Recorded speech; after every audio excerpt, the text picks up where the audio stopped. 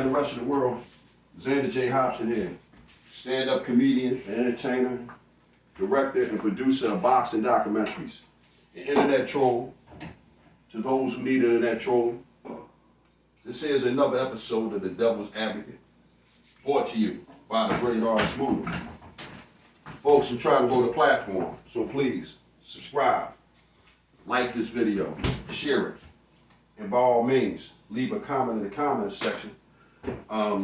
Hopefully you have something nice to say, because I enjoy exchanging opinions and points of views with you all. But if you are a detractor, and it is your nature to detract, I encourage you to do so. But just know, if you get too out of pocket in my comment section, I'm the troll's troll, and trolling me will not be tolerated.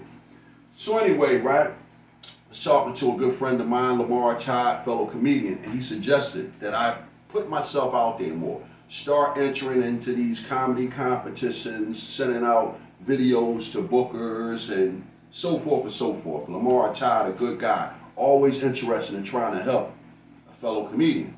Now, I sent out some of my material trying to get booked and enter into comedy competitions. I even sent out a boxing documentary to some film festivals that I just now completed. So I'm feeling really good about that. Now, I was disappointed because I did get back a reply from one of the people that I submitted my videos to, submissions at hahahalabs.com. And the individual basically told me that they were rejecting me, but I was invited to come down to do an open mic with them. And maybe I might. But one of the things that alarmed me was the person said that a lot of my material was public domain jokes. It wasn't original. Now, for the sake of full disclosure, a couple of my jokes were public domain. One was a Marine Corps hymn, Little Yellow Bird with a little yellow bill. And the other one was about a hooker. I sell a bit here, I sell a bit there, I sell a bit wherever I go.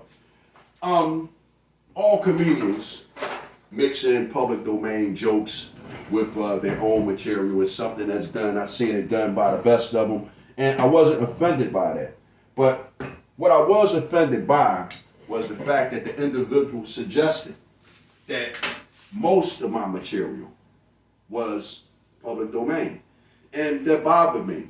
And the reason why it bothered me is because I'm thinking to myself, right? What's to stop this individual from stealing my material and using it as his or her own? See, I'm a naturally suspicious person. This is because once upon a time, I used to be a very unsavory guy. And I know it is people's nature to do unsavory things. So again, I've said to myself, what's to stop these individuals at the other end of these emails, in these comedy competitions, at these comedy festivals, these comedy bookers? What's to stop them from stealing a comedian's material and using it as their own after it's been submitted? Comedy is a vicious and cutthroat business. And I would compare the dirtiness in comedy to the dirtiness in the boxing arena, to the dirtiness in the streets back when I was out there doing things that I had no business doing. Comedy is a vicious cutthroat business. Comedian Robert Williams, he was a notorious joke thief. And if I could say anything good about the joke thief Robin Williams, I'll say that they said that if Robin Williams stole a comedian's joke, he would at least compensate said comedian whose joke that he stole. Well, most comedians aren't that honorable as if they would compensate a person if they stole their joke. Carlos Mencia, he and Joe Rogan had a nasty brouhaha because Carlos Mencia was stealing other comedians' jokes. Well, Amy Schumer didn't have to worry about compensating the late great Patrice O'Neal because she used his jokes after he died. Now, in defense of Amy, somebody would have had to use Patrice's jokes after he died. So even though it's not cool that Amy took Patrice's jokes, I don't think it's such a bad thing that Amy used the jokes of somebody who wouldn't be using the jokes no more anyway. But my point is, it's really not cool when comedians who are struggling and up and coming, like myself, we submit our material to these comedy competitions, to these comedy festivals, to these comedy bookers, and we leave ourselves at the mercy of these individuals, because it is my understanding that most of the individuals that you submit the jokes to, they're comedians. So again, I say, what's to stop this individual at submissions at HaHaHaLabs.com from stealing old Xander Hobson's material that he threw out there? Again, I don't know if it's a male or a female, but this person told me that my jokes were public domain. And I guess they are public domain because this individual who I sent my jokes to, they might have designs on stealing my jokes. Now, I'm not upset about it. This is just another opportunity for me to make a video, for me to clout chase, for me to build my platform. The reason why I'm not worried about it is because most of my material that I have performed, I have recordings of me performing it. So I know what I've used that's public domain, and I know what I use that's original. And again, I use this video as a record, a matter of public record. I'm going on record talking about it right now and telling other comedians that some son of a bitch at submissions at HaHaLabs.com, they might be a joke thief. But not just that individual. Anyone can be a joke thief.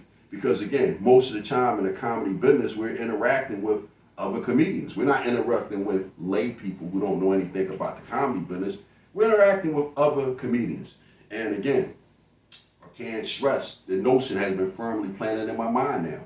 When we as comedians send out our work to get booked, to enter into these competitions, who's to say that someone is not taking your material after they reject you from a comedy competition and a comedy show and using it as their own? In a lot of cases, we won't even find out that our joke has been stolen until we look up and we see someone using our joke on a larger platform. Comedian Mark Curry complained about Steve Harvey using his joke. Comedian Cat Williams complained about Cedric the Entertainer stealing his joke. And I'm just serving the world notice that I sent out some videos, and one of the videos that I sent to submissions at HaHaHaLabs.com got rejected. And not only did it get rejected, the person said to me that most of my material was public domain, which I know is a lie. But again, this is me clout chasing. This is me serving the world notice. This is me making a video and building my platform, because this is what we got to do. We have to take every shred of opportunity and use it to be great. So as I close this video, I want to say this.